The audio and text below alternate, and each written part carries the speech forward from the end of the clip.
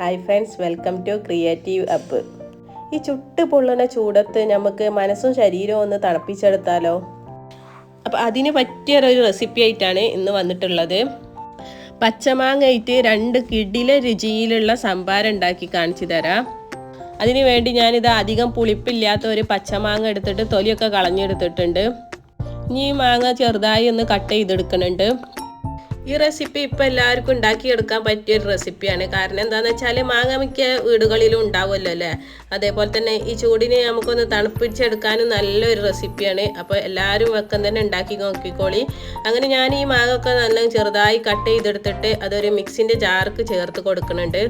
പിന്നെ അതാ ഞാൻ അതിലേക്ക് 1 ഇഞ്ച് വലുപ്പത്തിലുള്ള ഇഞ്ചി തൊലി കളഞ്ഞെടുത്തിട്ടുണ്ട് കേട്ടോ. അതൊന്ന് ചെറുതായി കട്ട് ചെയ്തിട്ട് അതും അതിലേക്ക് ചേർത്ത് കൊടുക്കുക.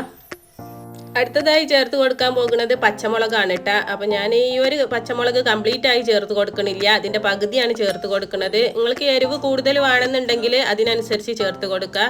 അപ്പം ഞാനൊരു പകുതി പച്ചമുളകും ചേർത്ത് കൊടുത്ത് ഇനി ഞാനിതാ ഇതിലേക്ക് 1 ഇല്ലി കറിവേപ്പില ഇട്ട് കൊടുക്കുന്നുണ്ട് കേട്ടോ. ഇനി നമുക്ക് ഈ സംഭാരത്തേക്ക് ആവശ്യമായ ഉപ്പ് ചേർത്ത് കൊടുക്കുക. അടുത്തതായി ഞാൻ ഇതിലേക്ക് ഐസ് വാട്ടറാണ് ചേർത്ത് കൊടുക്കുന്നത്. അപ്പം ഞാൻ ഈ ഒരു കപ്പിൻ്റെ 1.5 കപ്പ് വെള്ളമാണ് ഇതിലേക്ക് ചേർത്ത് കൊടുക്കുന്നത്. ഇപ്പം നമുക്ക് ഈ മാങ്ങ ഒന്ന് അരച്ചെടുക്കാൻ ആവശ്യമായ വെള്ളമാണ് ചേർത്ത് കൊടുക്കേണ്ടത്. ബാക്കി വെള്ളം പിന്നെ എടുത്തതിന് ശേഷം ചേർത്ത് കൊടുക്കാം.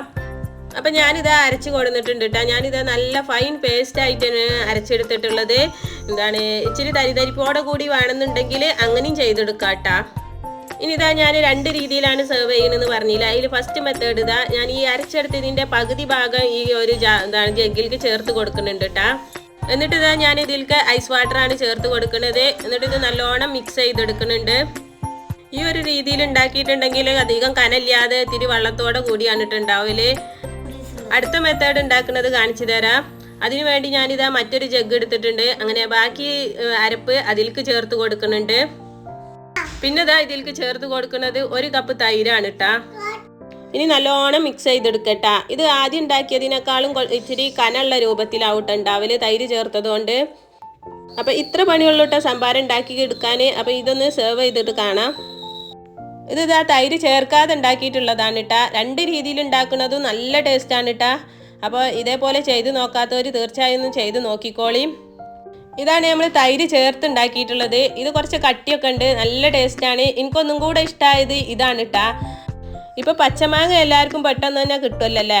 അതുകൊണ്ട് പെട്ടെന്ന് പോയിട്ട് ഉണ്ടാക്കി നോക്കിക്കോളി. എന്നിട്ട് നിങ്ങൾ വിലയേറിയ അഭിപ്രായം കമൻറ്റ് ബോക്സിൽ അറിയിക്കൊണ്ടിട്ടാ. അതേപോലെ തന്നെ നിങ്ങൾക്ക് ഏത് രീതിയിൽ ഉണ്ടാക്കിയ സംഭാരമാണ് കൂടുതൽ ഇഷ്ടമായത് എന്നുള്ളതും കൂടെ ഒന്ന് കമൻറ്റ് ബോക്സിൽ പറയുകൊണ്ടി. അപ്പോൾ ഇന്ന് ഞാൻ 2 രീതിയിൽ ഉണ്ടാക്കിയ സംഭാരത്തിൻ്റെ വീഡിയോ നിങ്ങൾക്ക് ഇഷ്ടമാവുകയാണെങ്കിൽ ലൈക്ക് ബട്ടണും കൂടെ ഒന്ന് അമർത്തിക്കോളി. അതേപോലെ തന്നെ നിങ്ങളെ ഫ്രണ്ട്സിനും ഫാമിലിക്കൊക്കെ ഒന്ന് ഷെയർ ചെയ്ത് കൊടുത്തോളി.